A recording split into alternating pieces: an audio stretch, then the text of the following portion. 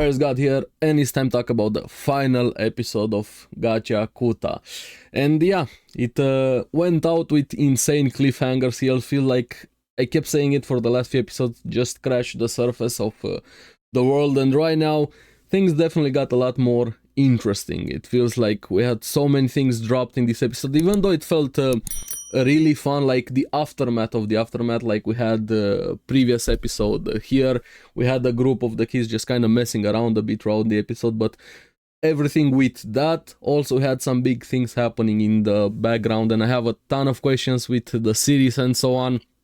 Season 2 seemingly is happening. There's a lot of leaks, rumors for it to be already in production there and working on it. Now, it hasn't been announced yet, at least as of me recording. It's probably gonna come, the announcement, after I record and release my video. This has happened multiple times. I'd be happy for season 2. If not, I'm probably gonna pick up the manga. I just want answers definitely here. I've been enjoying the series, but we're gonna talk more about that. Before this, we're gonna get into the episode here and see what happened. Now, I really like the conversation at the start between Zanka and Rudo. Zanka kind of pushing him to at least get some experience talking and helping people, referring to Remlin, while she or he or they, I don't know, I really don't know. I need somebody from the source material help me. How should I refer to Remlin? They were feeling down there. I'm feeling like more she's a girl, honestly. That's the feeling I'm getting from her after what happened with the prank she pulled on Zanka there. But Rudo didn't know how to do this, if he should intervene there, but Zanka pushed him to do this, and I really like that. Zanka doesn't really feel like the powerhouse of everybody in terms of fighting and aura and things like that, but I feel like he's the most relatable, down-to-earth character, and I like characters like this. I'm starting to like Zanka more and more, honestly, the more we see about him. Also his history, one of the new characters that shows up in this episode, and their connection there, everything that's happening with the Hellguard here. So yeah, Zanka is probably one of the best characters in the entire series. And yeah, Rudo actually goes to Remlin and just speed runs everything he wanted to say. Of course, he was feeling anxious, didn't know how to do it. And he does help Remlin, wants Remlin to teach him how to draw, but I like how much speed he had when he said that, how fast he was talking. And Remlin just laughs here. And yeah, that was a great moment between them. Also, and after this we see they got a mission from Corvus for Remlin, Guita, Rudo and Deer to go to Canvas Town, kind of like a field trip. Of course, there's bigger reasons for this. Corvus sent them away to protect them. He knew something was going to happen. We see a bit 2 hours earlier, everybody chilling, drawing, and to say that Rudo is bad at drawing would be an understatement. Not that I'm any better, but his director drawing, I'm like, everybody was laughing. So their mission is to go to Canvas Town to help Remlin put her own mark on this mural of the spellcasters, kind of like a tradition, history for everybody to leave their mark there. And that's gonna be really important towards the end of the episode here. They also have to get some ink, all of them doing the shenanigans.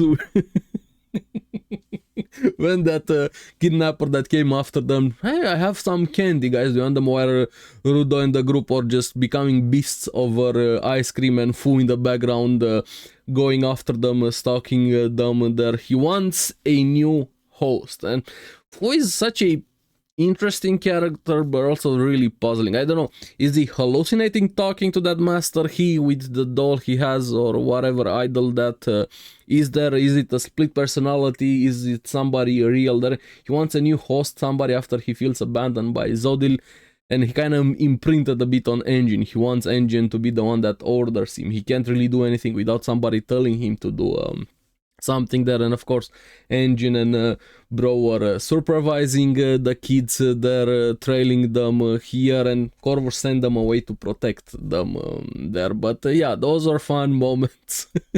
And the kick in the nuts that Creep got was more than deserved, and I wish he got even more there. But yeah, after this we have I really liked, before we get into that, I liked how Rudo took the responsibility when Corvus told, hey, you're the older one, you're gonna have to protect them. He actually took that to heart. A bit too much, but I like the spirit with Rudo there. But the reason he sent them away was to protect them, especially Rudo. I'm still very suspicious of Corvus, don't get me wrong. I'm liking him, but it feels like he's that type of character that there's a lot more going on with him and the world there. He sent them away because the Hellguard are coming to the pretense about the storm, the incident. They didn't give a report and so on. They're the ones that keep in check the givers and things. They have a relationship with the cleaners, but relationship is stretching it to say the least. But I like how Corvus was just blunt. Hey, yeah, you're here about the delayed report, even though you usually don't care and so on. Let's just be blunt here. And the new character that we have, goddamn, she's hot. Like, probably one of my favorite designs in the series for a female character. Like, I have a type. Mommy. Yeah. Kyoka Nijiku here. She's there to get Rudo. And goddamn, I hope we get to see more of her. She seems like a bitch. First impression there. She's very adamant and willing to kind of use Rudo for her own goals. We're gonna get into that here. And I like Corvus instantly calling her out, telling her he refused to give Rudo and says discriminating just based on somebody's race. Is that what the first generation of Hellguard taught you? She didn't like that, but I feel like he touched a chord there, sensitive spot here. She just wanted to use Rudo for information, even his DNA, everything and anything to get information about the history of the world, what has happened. This gave me a bit of One Piece Void Century vibes for them to find out things there. So yeah, bigger things happening with Hellguard, the clashing with the cleaners, Kyoka, the new character. Is it gonna be a conflict between them? Because they're really kind of throwing their weight around and their authority, the Hellguard. I'm curious how that is going to happen, but I like Corvus. He kind of doesn't really care. It felt very nonchalant there. I don't know how much is that a facade, or is he actually able to do something against it. I'm not talking about just fighting, they're gonna throw hands there, but it feels more like a authority, political inner conflict that's happening here. And I'm liking organizations going against each other here. Kind of builds up the world a lot more instead of just throwing punches here. And meanwhile, the kids were going after ink and trying to get to the mural here, and we get some interesting drops there from Ramlin talking about the first spellcaster, Makakao Icon. I'm sorry if I'm butchering names here. We see the mural, it's on the ceiling. I really like their reactions there. And apparently we have big insane cliffhangers. I'm like, there's no way they did this. I need some answers after this one. Apparently they see the logo of the Watchmen series. There's also more logos that are kind of related to some of the friends of Makako Icon, and apparently the one that first had the symbol of the Watchmen series, first Undertaker, and we heard about him before a bit, Undertaker Canis Shorebreak. And here is where the biggest insane cliffhanger happens. And Rudo is just like, okay, then everybody shocked. They saw the symbol talking about themselves. It was just like, well, my name is Rudo Shorebreak. Oh, what? Okay, and the episode just ends. Well, fuck. Now I need to know. So yeah, I don't know what I'm gonna do. Am I gonna pick up the manga? Am I gonna wait for season 2 just to stay anime only? If you guys have been enjoying the videos here, I've been having a lot of fun doing them. But also there's an end credit scene, so if you haven't watched it, make sure you go back and watch it there. And even ties back to everything that happened throughout the series with Rudo and Amo and him wanting to find her, and the conversation at the start, Zanka telling him how he's gonna help with that, what they're gonna do with Amo, what is Rudo going to do about this.